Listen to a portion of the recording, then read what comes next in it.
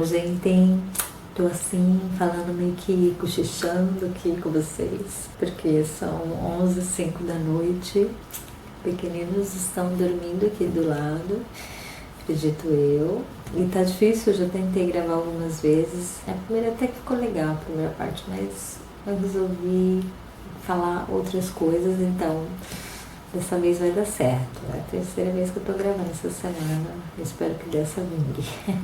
Nós recebemos uma bênção, que quem me acompanha aqui no canal há um tempo vai saber. Nós estávamos aguardando a transferência do meu marido de São Paulo para Sorocaba, do trabalho dele, né? E já fazia 2 anos, nós estávamos nessa espera. A gente já estava num período assim, que a gente já estava esperando há tanto tempo que a gente não estava esperando mais. Estávamos totalmente adaptados à situação. E foi muito engraçado que uma semana antes de sair a transferência, nós estávamos conversando, eu e meu marido pelo WhatsApp, e ele preocupado com a questão dos sentimentos das crianças no meio dessa situação e tudo mais. E eu falei, olha, nós temos crianças fortes hoje, porque essa situação, Deus foi me dando estratégia de fazer com que eles se adaptassem, que se fortalecessem. Então eles hoje são muito fortes comparado a como era no começo, né? Aí ele falou assim, realmente agora vocês todos estão mais fortes, né? Eu até brinquei falando assim, que eu falei, bom, nós ficamos mais fortes e você ficou mais mole, então já dá pra juntar tudo que tá em equilíbrio. Esse é o nível de conversa, né, que nós estávamos tendo. E na semana seguinte recebemos essa bênção. Ele não esperava, eu também não.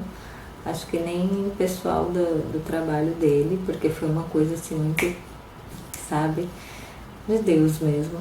Então recebemos e estamos nos adaptando. Faz 2 semanas já. Como quem sonha, sabe? Tipo, cara, é verdade. Mas está sendo muito legal.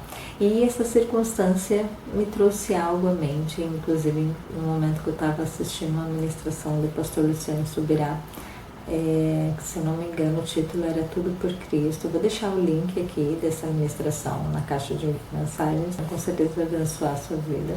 Me fez lembrar de uma situação que eu vivi mais ou menos no 9º ano de casamento. Nós estávamos já passando por um período difícil. Uma coisa já era nítida, assim, para nós, como casal, é que nós queríamos continuar juntos. E a gente já tinha passado por muitas dificuldades e sempre lutando para permanecer. Mas naquele momento eu lembro que eu estava muito angustiada.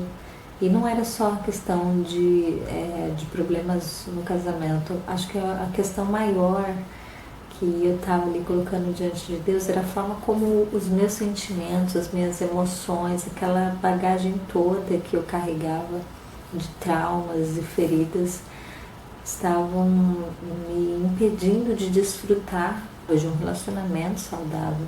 Eu lembro que eu chorando, estava sozinha em casa, só tinha a Heloísa, né, porque a Heloísa estava na escola, e eu ajoelhei na lavanderia do apartamento que nós morávamos e comecei a orar e colocar aqueles sentimentos, aquelas emoções diante de Deus, só em lágrimas mesmo, porque eu não conseguia orar, foi assim, um rasgar de coração mesmo. Eu creio muito nisso, de que as nossas orações em lágrimas, elas são compreendidas por Deus, sabe?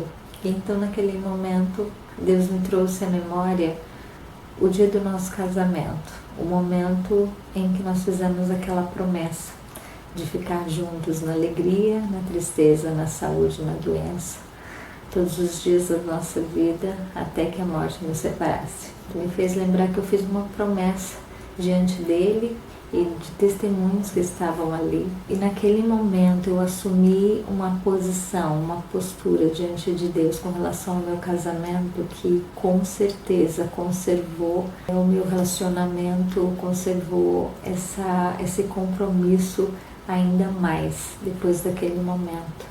Eu fiz uma oração naquele momento, falei, Senhor, não por ele, não por mim, e não pelas outras pessoas, mas pela promessa que eu fiz para o Senhor, eu vou permanecer nesse casamento, eu vou permanecer nesse relacionamento.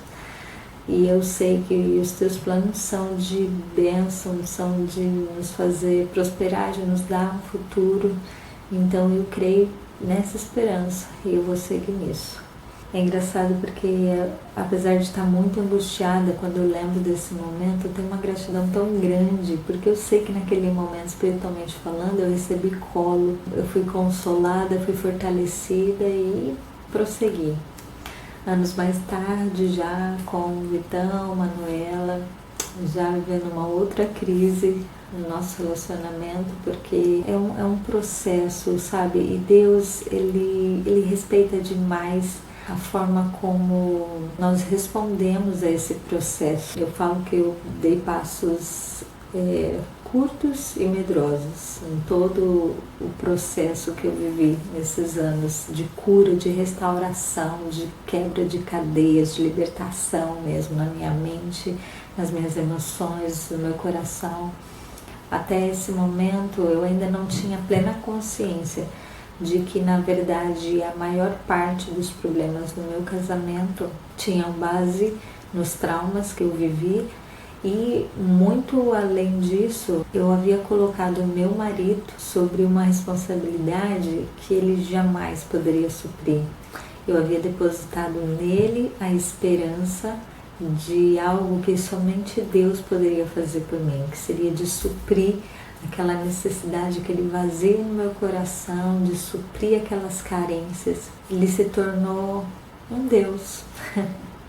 Existia uma idolatria no meu casamento e eu idolatrava o meu marido, porque tudo que eu fazia, eu colocava ele como responsável de uma forma que era um peso sobre a vida dele, se tornava um peso sobre o meu coração, sobre a minha mente, porque ele não conseguiria suprir aquilo, e levou muito tempo para que eu conseguisse compreender isso. Eu vim compreender isso nesse processo aqui em Sorocaba.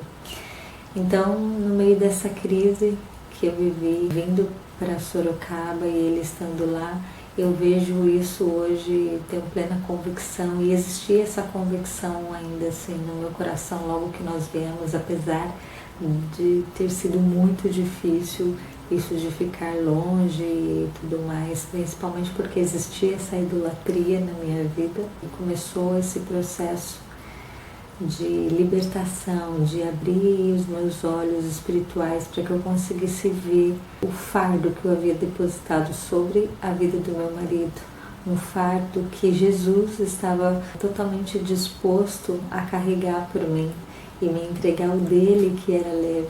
E enfim, eu sempre ouvia palavras a respeito de idolatria e eu não me via sendo encaixada naquilo. Eu entendo idolatria por tudo aquilo que a gente coloca no lugar que deveria ser o lugar de Deus. Quando nós colocamos algo ou alguém no lugar onde somente Ele é capaz de suprir ali, estamos sendo conduzidos a um erro muito grande. E eu creio, eu tenho plena convicção de que isso só aconteceu, de que Deus encontrou esse espaço para trabalhar, porque no meu coração existia um desejo muito grande de viver a liberdade que existia em Jesus.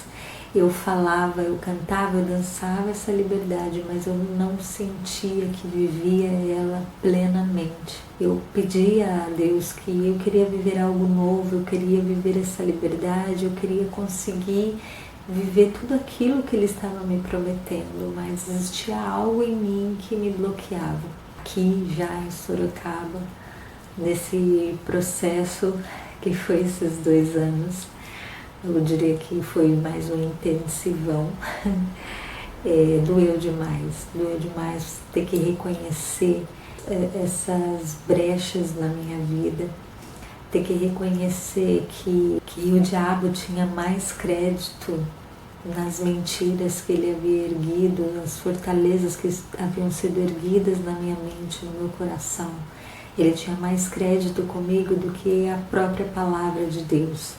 E eu havia colocado os meus pensamentos e imaginações que vinham dele como verdades acima das verdades de Deus.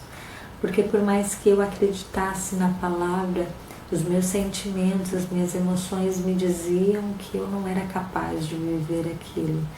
Mas eu continuava pedindo, eu continuava clamando e eu creio que Deus, Ele conhece a sinceridade do nosso coração, mesmo que as nossas ações não estejam transparecendo isso.